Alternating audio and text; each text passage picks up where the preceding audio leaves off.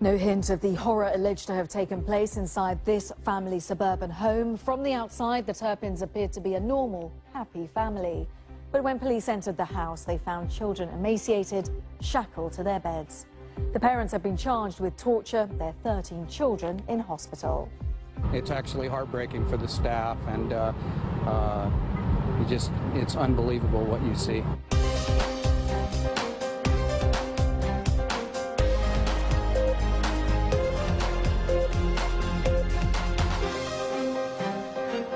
Also on Global, one of the world's greatest gymnasts speaks out about alleged abuse. Simone Biles says that she was assaulted by a former United States team doctor. And plastic packaging, one of the great environmental threats, but a UK supermarket is pledging to put plastic in its place. This is Global.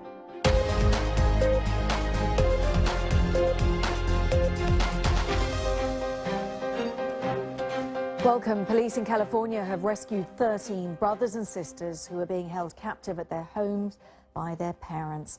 The siblings were between 2 and 29 years old. They were dirty and malnourished. Some were shackled to their beds. Their parents have been arrested and charged with torture and child endangerment. Police carried out the rescue after one girl managed to escape and raised the alarm. They look like a big, happy family. The children a little pale, perhaps, but smiling. Photographs on Facebook show the Turpins visiting Disneyland and in Las Vegas as their apparently proud parents renewed their wedding vows. Now, David and Louise Turpin are under arrest, charged with torture and child endangerment, their children in hospital. In the time we live in, it's unfortunate to see this. It's actually heartbreaking for the staff, and it's unbelievable what you see. The horror on Muir Woods Road was uncovered early on Sunday morning when a 17-year-old girl escaped with a mobile phone and called the police. At the home, officers found 12 siblings and were shocked to discover that 7 were adults, the eldest 29. The captives were dirty and malnourished, say police, shackled to their beds with chains and padlocks in dark and foul-smelling surroundings. As reporters arrived in the quiet suburb east of Los Angeles, neighbors said they were stunned. The kids were not sociable at all. They were didn't want to look at people, they were just doing what they're doing and no eye contact with society. You would never see anyone visit. You would never see anyone come outside. All you would really see is that they'd go out, maybe make a grocery run, and that was about it. As you see, I have a daughter, and I'm very horrified, that could happen in this community. Well, there's no hint at all here of the grim conditions inside this home. And the questions about what happened are mounting. Not least, how long were the siblings held captive and why? James Cook, BBC News, Perris in California. Now, just in the next few moments, hopefully, we are expecting an update from the Riverside Sheriff's Office. That is the scene live now from the Sheriff's Office, where we're expecting that update on this story, where police found 13 children allegedly held captive at their home and some shackled to their beds with chains and padlocks. So that's the Riverside County Sheriff's Office getting ready for a press conference that we believe will take place imminently, hopefully in the next few moments. So the moment that somebody starts speaking and giving us an update, we'll bring that to you live.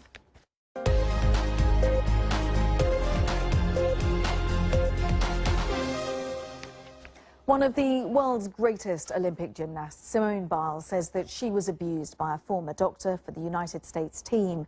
She is the latest athlete to accuse Larry Nassar of sexual abuse. He's waiting sentencing for assaulting other female gymnasts under the guise of treatment. Nassar has already been jailed for 60 years for possessing indecent images of children and has admitted cases of assault. We'll bring that to you shortly, but now let's go back to California, the Riverside Sheriff's Press Office, the press conference taking place now. Questions of each of the speakers. First of all, I'm very saddened to report on such a heartbreaking case. I'd like to remind you of some of the facts of how this investigation was brought to our attention.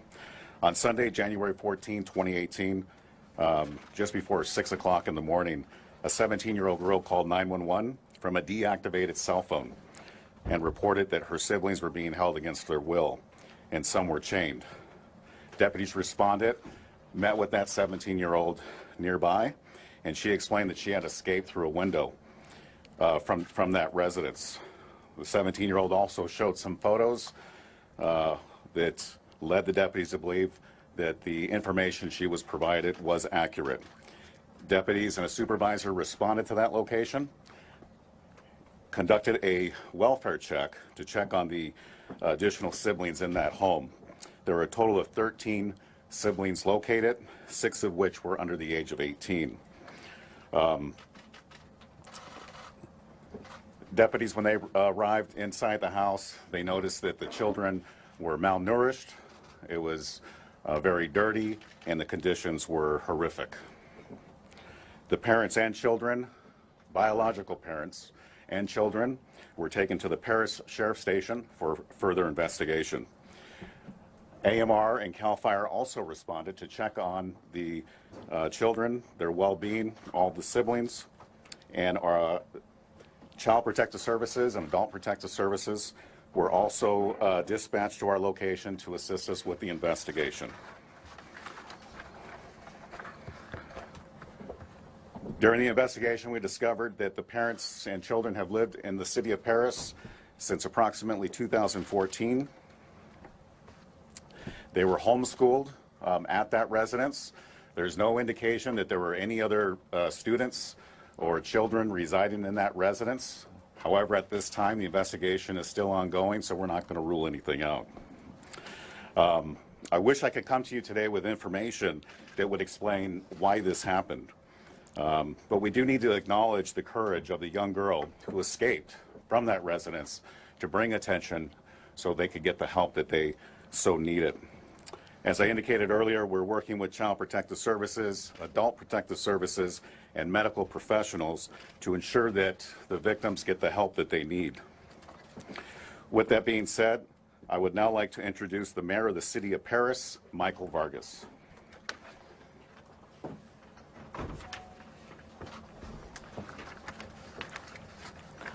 Good morning, everyone. Thank you for coming out. I can truly say that I'm devastated at this act of cruelty and heartfelt for the victims. I can't begin to imagine the pain and suffering that they have endured. I'm very grateful for our police department for their swift response and acting upon this, receiving this information of this incident. And I have faith that our investigators will complete a thorough investigation. This is a very happy and tight, hardworking family community, and I know I speak on behalf of the residents of Paris that our thoughts and prayers are with the victims as they endure the next few weeks that are coming up. And I thank everybody behind me for helping out in this investigation. Thank you.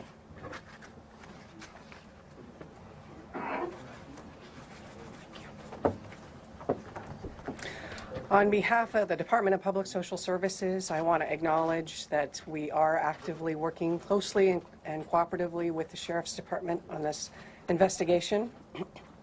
Our foremost concern at this time is the health and well-being of all of the children, and we will be seeking court authorization to provide oversight and care for the children, including the adult children, to the extent that that's necessary.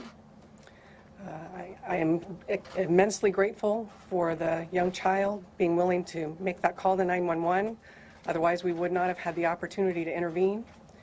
And we want to highlight the importance the community plays in providing us with information about abuse and neglect. And we encourage anyone in the community to call our hotlines or call law enforcement whenever they have a concern about abuse or neglect, whether it is impacting a child, a disabled adult, or a senior. Thank you. I'm Susan Von Zabern, Director of the Department of Public Social Services. Thank you. Thank you. Good morning. I'm Dr. Sophia Grant. I'm the Medical Director of the Child Abuse Unit at Riverside University Health System. In general, when caring for children such as these, the immediate need would be to address the concerns that we have about their health and well-being. They would require stabilization, and in cases of starvation, we would have to slowly start to feed them to avoid any problems that refeeding may cause. In addition to the medical needs, we would also do assessments, whether it be CT scans, x-rays, or any type of diagnostic studies to assure that nothing else is going on. The long-term needs of these kids are going to be the psychological and psychiatric needs due to the prolonged periods of starvation and maltreatment. Thank you.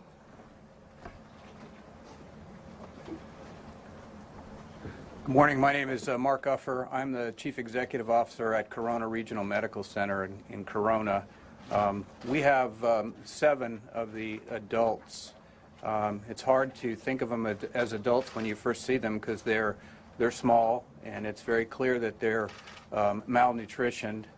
We've done some lab work on them. We can't tell you a lot because of HIPAA, other than they're stable.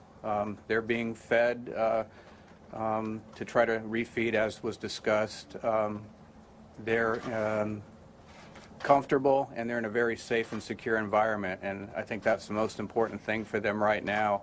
We want to work closely with all the different agencies in the county to make sure that they're treated appropriately, and at this point I think they're stable and safe, and we want to respect their privacy. They've gone through a very traumatic ordeal. I can tell you that they're very friendly, they're very cooperative, and I believe that they're hopeful that life will get better for them after this event. So thank you very much.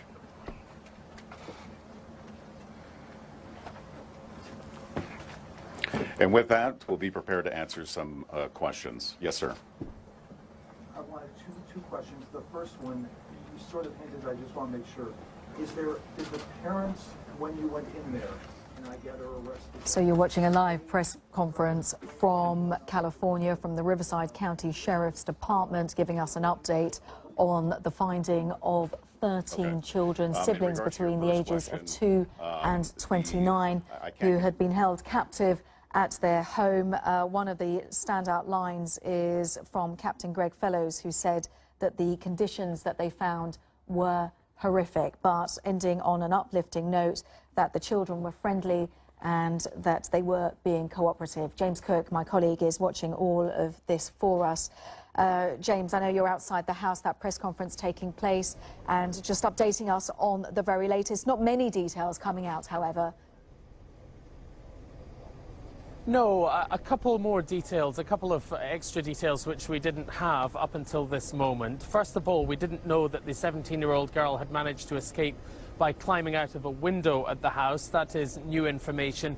And also that she used what they were describing in that news conference there as a deactivated cell phone to call 911, the US emergency number. So that's interesting that she managed to get that phone from inside the house, that mobile phone, and then use it. Even though it was deactivated, it still made that emergency call. And I, too, was struck by the point that you made there, the description of how they're doing now. At the hospital where they were taken, doctors were saying they were all in stable condition. It seems that they are physically going to be able to get through this ordeal, and it was very interesting, wasn't it, to hear there that they are being described as very friendly and cooperative, and with a feeling that hopefully life will get better for them after this point.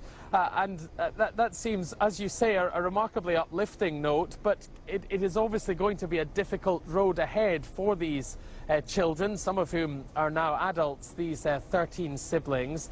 And we heard also in the news conference there that they're going to be offered help, both in terms of physical medical help, but also, of course, psychological help, which presumably they will need. Yes, because one of the people speaking was talking about the possible effects of starvation, malnourishment. Very slowly, the short-term needs of these children, and some adults indeed, they will have to come to terms with this. But of course, the long-term, the psychological needs will be a much more long-term process in getting them better. Of course, and what kind of education have these children have? What do they know of the outside world, of what it is to live a normal life? They were, we are told, and they were just confirming that in this news conference here, they were homeschooled. But also there are a lot of unanswered questions still. I mean, they were only at this house behind me here, according to the authorities, since 2014. So where were they before that? What sort of conditions were they being held in? This homeschooling that we're hearing about, what sort of schooling was it? The family are described as being deeply religious. One neighbour was saying that she thought they had originally come from West Virginia, although the authorities say they had most recently moved to California from Texas. And so they're also investigating.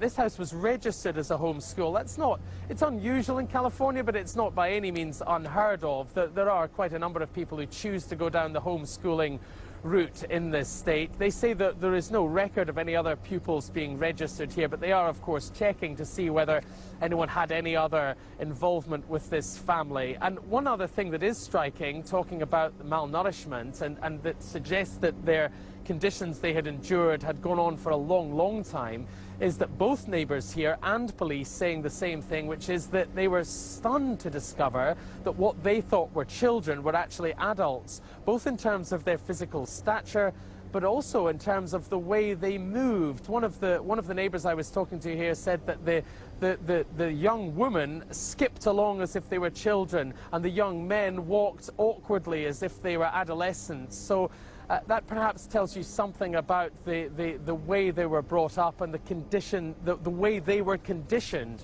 by their parents, who, of course, it should be said, have not been convicted of any crime yet. They face these charges. They'll have their day in court, and they're due in court on charges of torture and child endangerment later in the week.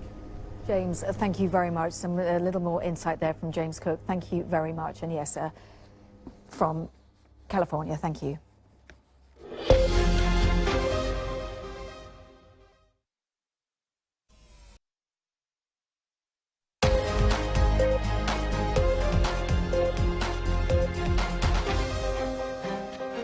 It's been reported in the US that Steve Bannon, President Trump's former chief strategist, has been summoned to testify before a grand jury as part of an investigation into allegations of Russian interference in the 2016 presidential election.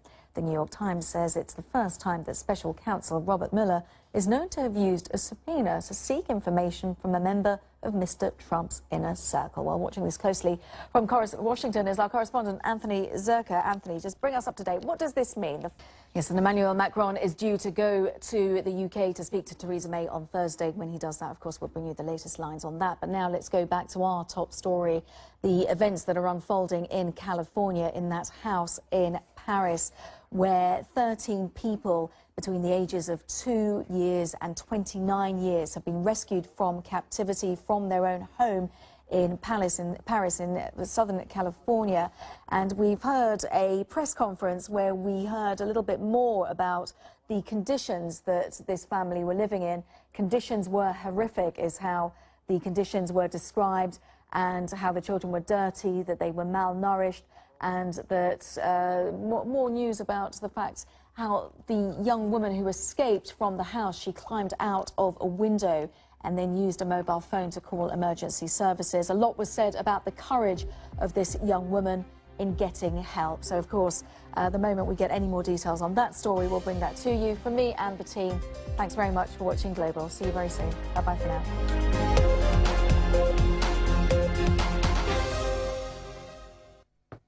Hello. Well, let's see what the weather's up to across the Caribbean and in the east. There's a lot of fine weather around. You can see the Leeward, Windward Islands into Puerto Rico, Hispaniola there as well. But a little bit further towards the west, extensive cloud here, so there'll be some rainstorms from Costa Rica, Panama, Nicaragua, Honduras. The Pacific side, that entire coastline there from Mexico further southwards is looking on the sunny side. Now, the outlook Thursday and Friday, actually quite a bit of cloud for some of these areas. Kingston, Jamaica, even some showers continuing there into the end of the week, and highs of around 29. You can see those showers there, lots of them also around the Amazon basin, northern parts of Argentina there, drier. The same goes for Paraguay, but these rainstorms developing in the heart of Argentina on Wednesday. Let's have a closer look at the continent then. Here's the rainfall affecting southern parts of Chile. Usual weather systems coming off the South Pacific. Other side of the Andes, lots of dry weather across many areas of Argentina. Then we run into the rainstorms. Could be one in Buenos Aires, although looks like most of them will be a little bit further towards the to the west. And then around Rio and Sao Paulo, also a chance of a few showers. And you can see behind me lots of rainstorms there further northwards in the tropics and across Venezuela. Now the outlook Thursday and Friday, if you're heading off to Buenos Aires, some showers on the cards and temperatures in the 30s. Bye-bye.